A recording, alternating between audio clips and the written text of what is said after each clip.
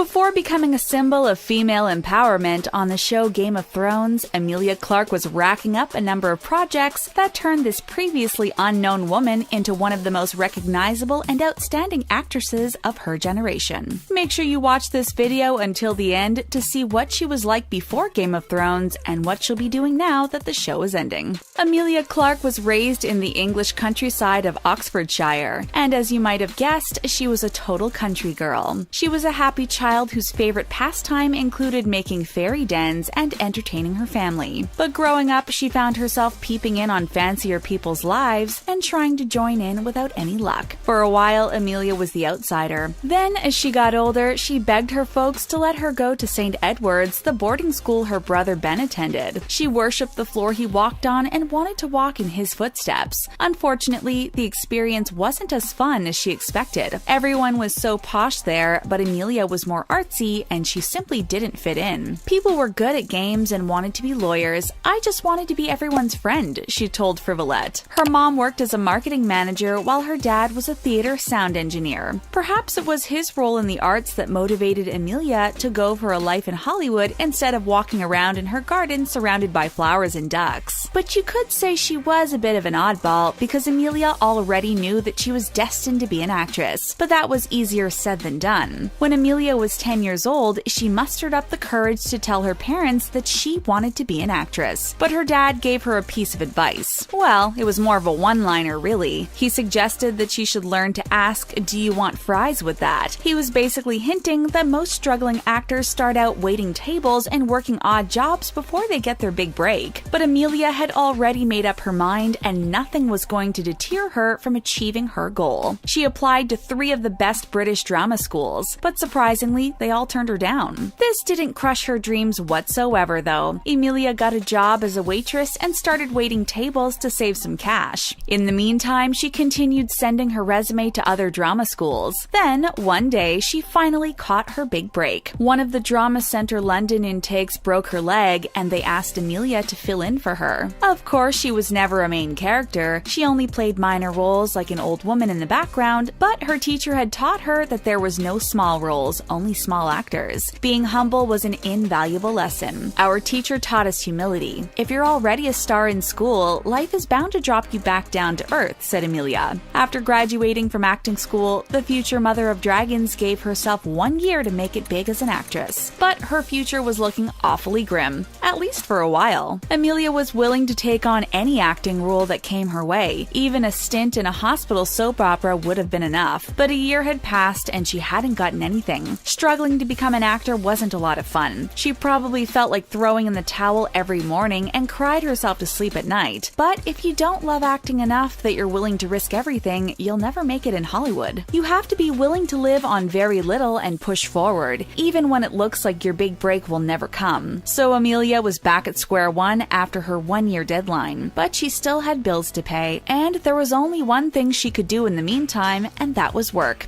If you can call it that. Working for a living is a total drag, but everyone has to do it. And sadly for Emilia, she didn't have much of a choice. Before she became a household name, Emilia worked a bunch of odd jobs, sometimes even 6 at a time, in order to pay her rent. This hardly sounds like the kind of thing we'd expect Daenerys to succumb to. But Emilia had a long way to go before she became the mother of dragons. Instead of acting, she spent a lot of time waitressing, working at bars, catering, and even working at call centers. But Emilia often jokes that she was pretty bad at all of them. Of course, the worst job she ever had may have been the time she worked as a data entry clerk. She claimed she used to wheel around the office in her chair on fast food Fridays because she was totally hyper. But her boss wasn't too happy about that and fired her for having too much fun. Before she knew it, Emilia received the life-changing phone call she'd been waiting for. Game of Thrones creators David Benioff and Daniel Weiss were looking for an actress who could embody Daenerys Targaryen, a character from George Martin's Song of Ice and Fire novel. They wanted a tall blonde actress with a sporty look, which Emilia Clarke clearly wasn't. She's more of a short, curvy brunette, but she had that certain je ne sais quoi. You see, actress Tamsin Merchant was supposed to play Daenerys, but she ended up leaving the project. This put Benioff and Weiss in quite a pickle. They needed a new actress fast, and that's when Emilia's agent gave her the call that changed her world upside down. When the creators saw saw Emilia's audition of Daenerys on their laptops, they knew right off the bat that no one would be a better fit to bring the character to life. But that's not much of a surprise, really. Emilia knew that Daenerys' story was no fairy tale when she first read the script. Her character had suffered greatly at the hands of her violent husband, and she was forced to marry against her will. Emilia's father was undoubtedly proud, but might have been shocked when he saw his daughter's character eat a horse's heart. But this wouldn't be the only time we would be wowed by Emilia's incredible acting skills. Emilia's roles as the Mother of Dragons landed her 3 Primetime Emmy nominations, and a couple of wins too. It was like a dream come true for this up-and-coming actress. The role has put her in the Hollywood spotlight, so we're certain she'll resurface once Game of Thrones comes to an end. But she's had plenty of other roles that prove she's an unstoppable woman. In fact, her first role was on a British series called Doctors. She played the minor role of Saskia Mayer, but her on-screen presence earned her a lot of fans. She's also played a teen in the TV movie Triassic Attack. In 2013, she had the chance to play Holly Golightly from Breakfast at Tiffany's on Broadway. The character was made famous by Audrey Hepburn in My Fair Lady, and Emilia was totally taken back because she has been obsessed with Hepburn since she was little. Of course, playing Sarah Connor in Terminator Genisys was a real treat. Not only did she take over the role from Linda Hamilton, but she got the chance to work with Arnold Schwarzenegger too. It's too bad she wasn't a Terminator herself, because she could have used the extra armor to help her deal with the fame, which wasn't easy to adapt to at first. Emilia had gone from being virtually unknown to an international icon overnight, but it wasn't exactly an easy process. Her Game of Thrones role had taken the former call center employee to Hollywood stardom, but becoming a superstar was difficult to adapt to. Fortunately, no one recognized her at first, and she had Daenerys to thank for that. In order to become the true heir of the Iron Throne, she had to don a big white wig, which hides her natural brown hair. So while everyone else on the show was bombarded by fans asking for autographs and selfies, she walked right by them seemingly unrecognizable. But her anonymity was fleeting. As Game of Thrones continued to grow in popularity, Emilia found it more difficult to steer clear from the spotlight. Now she can only hang out with friends for about an hour before people realize they're breathing the same air as the Mother of Dragons. So as soon as fans start to gather, she knows it's time to get out fast before photographers arrive. But Emilia doesn't mind some of the attention. She finds it really satisfying that people love her work. But although her fans didn't take a toll on her health, something else did. Emilia's health took a dive almost a decade ago. She told The New Yorker that she suffered from a brain aneurysm in the middle of a workout session. This happened right after she finished shooting the first season of Game of Thrones in 2011. The pain was so bad that Emilia described it as an elastic band that was squeezing her brain. But she didn't want to let the pain throw her off her game. She tried to push through and ignore it for a while until one day she couldn't. She told her trainer she needed a break, and then she almost crawled her way to the locker room. She managed to make it to the toilet, where she fell to her knees and heaved. But the shooting pain was only getting worse. On some level, conscious or otherwise, she knew that something was happening to her brain. Thankfully, she recovered and returned to shoot a second season. But that's when a second aneurysm was slowly forming on the other side of her brain. Emilia waited until after the show's third season to undergo a second brain surgery. Once she healed, she was 100% herself again. After experiencing this major health scare,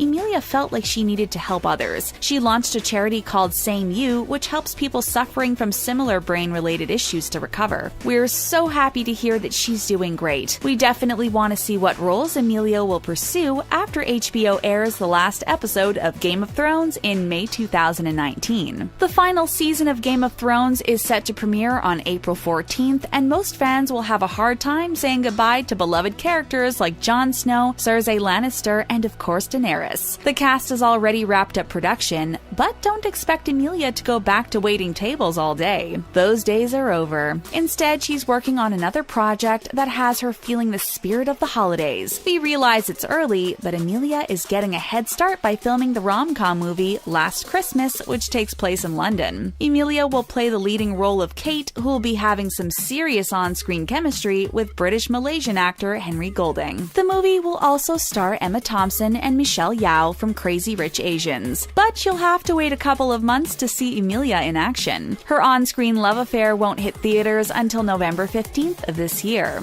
But there's no way that Emilia herself would wait that long for romance to come knocking on her door. Well, if you want the 411 on her love life, you might be disappointed. When it comes to her private romantic life, Emilia Clarke's heart is like a bank vault. She's not the kind of gal who likes to kiss and tell. But that's not always possible when you're in Hollywood. She was photographed last November kissing film director and writer Charlie McDowell. They both posted a photo of a silhouetted couple smooching on her birthday, but the photo no longer appears on McDowell's social media page. This makes sense since Cosmopolitan reported that these two split up and he no longer follows her on Instagram. But Emilia hasn't taken the photo down, so for now we can only guess what's happening with these two. But we do know she once dated her Terminator Genesis co-star Jay Courtney in 2014. But that didn't work out either, just like her romance with Family Guy creator Seth MacFarlane. The two of them dated for 6 months. Rumor has it that they broke up because they couldn't make the whole long-distance thing work. So for now, Emilia only lives by one rule. She told Elle, "I kind of set myself with a little rule this year. NMA. No more actors." But we're sure she'll be too busy working on new projects to worry about romance. And when the right person does come along, he'll be one lucky guy.